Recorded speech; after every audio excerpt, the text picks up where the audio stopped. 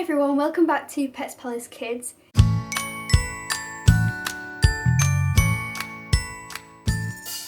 In today's video we're going to be talking about how to tell if your small animal is poorly.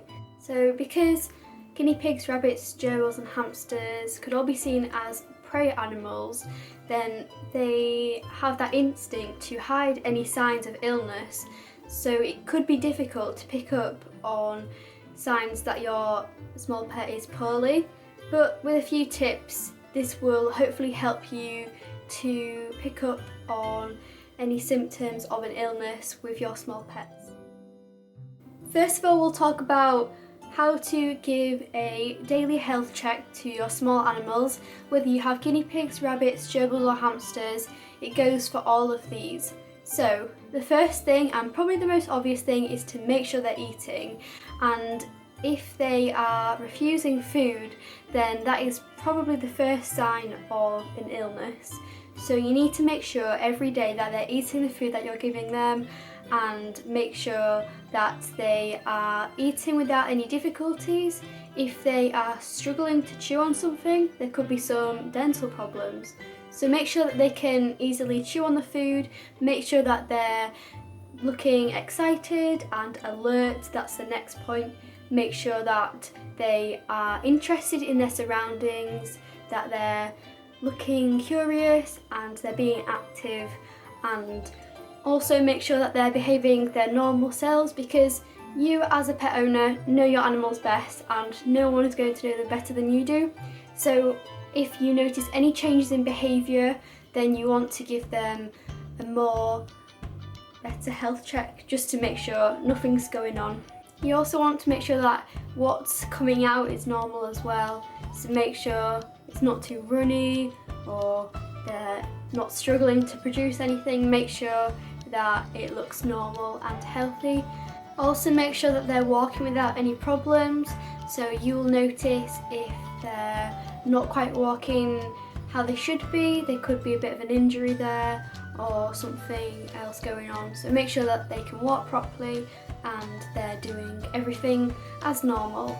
Quite a common thing when our small pets get poorly, you will notice that they're not moving around as much. They may not feel like coming out of a safe place, they may feel like maybe sleeping for longer, or maybe they're just struggling to move around.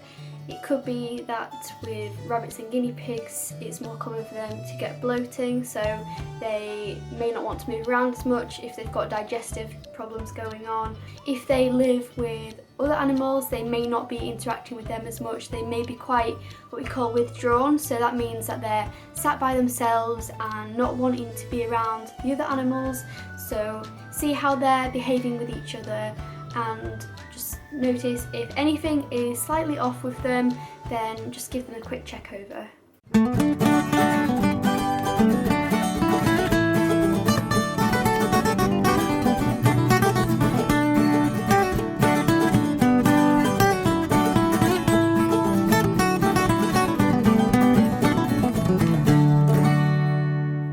If your small pet isn't eating, then this is an emergency. Now, you first of all want to rule out a blockage, because if they have a blockage, and this is more common in rabbits and guinea pigs, say if they eat something that they shouldn't, or with rabbits if they get a clump of hair stuck, then this is going to cause a blockage.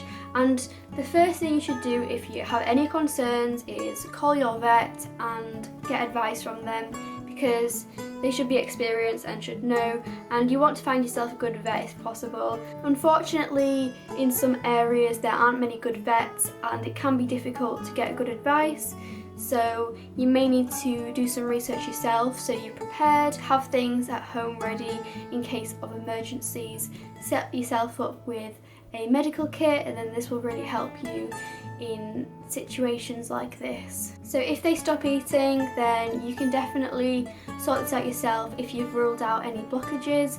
So what I recommend doing if you're already feeding pellets is quite simple. You you just pour some boiling water over some pellets and leave it to cool, then mix them all together, make it a nice mushy paste with that.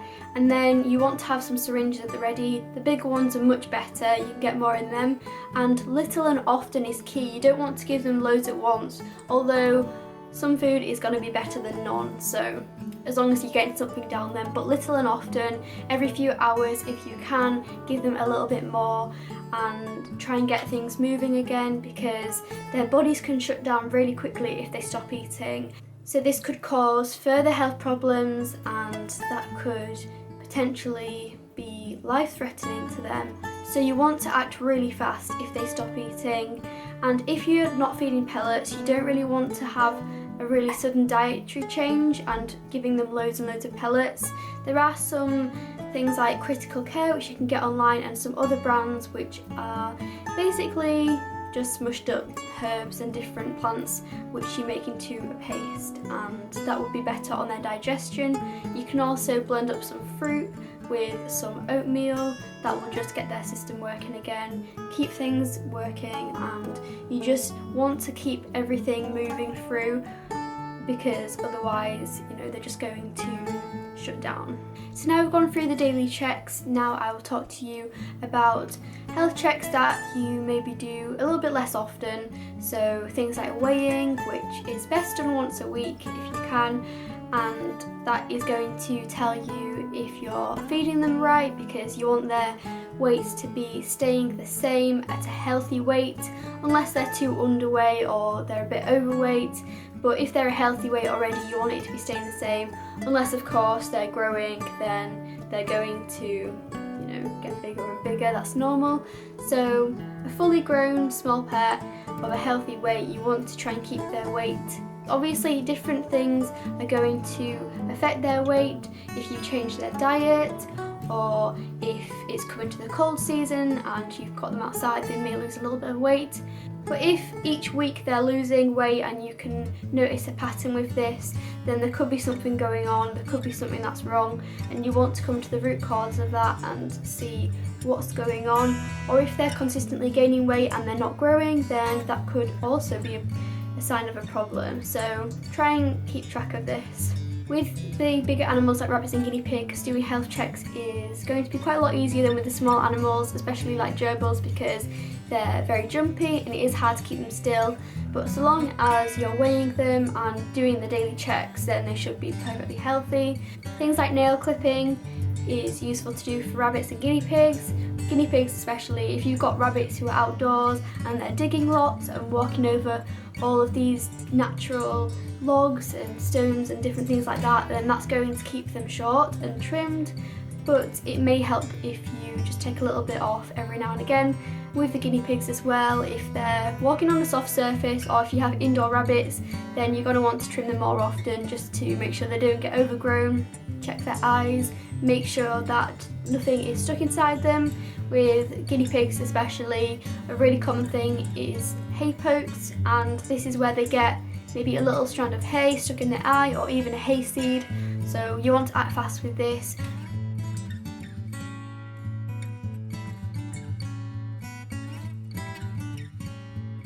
Check their ears, make sure that they're clear of any wax. If there is a real build-up, then you can take a little cotton bud and very, very gently just take it out. Try not to push it further in, because that could cause more problems. Also, you want to check their fur, and if there's any missing patches of fur, or check their skin as well for any signs of mites or any flaky skin or anything like that.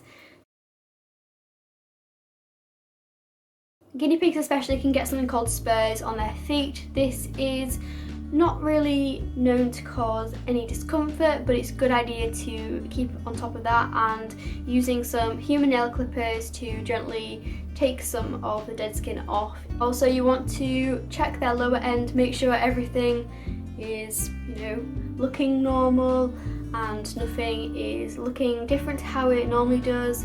Now, it's really important to check for bloat as well. Rabbits and guinea pigs especially are quite prone to getting bloat, so it's really important that you make sure their tummies feel okay. And bloat is quite common if you're feeding pellets with a really gassy vegetable such as cabbage or maybe even kale and broccoli, cauliflower. Those types of vegetables are completely fine to feed on their own and they're actually very healthy. However, you feed them with the pellets, then this is going to cause problems because these gassy vegetables need to go through your rabbits and guinea pig systems really quickly so they don't get bloat. But if you feed them pellets with this, then that's going to slow down their digestion and cause a lot of gas to build up. So it's important that you try not to feed these together or only feed them in small amounts, such as a little bit of broccoli or kale here and there with the pellets, but of course no pellets is going to be better and help with their digestion a lot better. If they get bloat, then you'll feel their tummies are very hard and they may look bigger than normal. They may not be moving around because they may be in discomfort and they may refuse food. There's two common types of bloat, which is gas bloat and liquid bloat. Gas bloat is just a build-up of, well, gas, which is quite obvious, so you will feel their tummies are really expanded. And liquid bloat, you will notice that if you pick them up, then it sounds like there's a lot of water sloshing around in their tummy, maybe like a hot water bottle. So liquid bloat is a lot more serious and it is a bit harder to treat, so it is a good idea to get to your vets as soon as possible if you notice anything like that. And with bloating, they generally recommend to stop feeding any fresh food until they recover, so switch to just feeding the hay, and if you're already feeding dry food, then you could continue to feed that. So it's important to act fast with bloat though, because it can be quite a serious problem. So there we go, those are some of the basic health checks which you should do, and I hope that this video has been helpful to you. Be sure to leave any comments you have down below, I'll be happy to help. So I will see you all in my next video. Bye!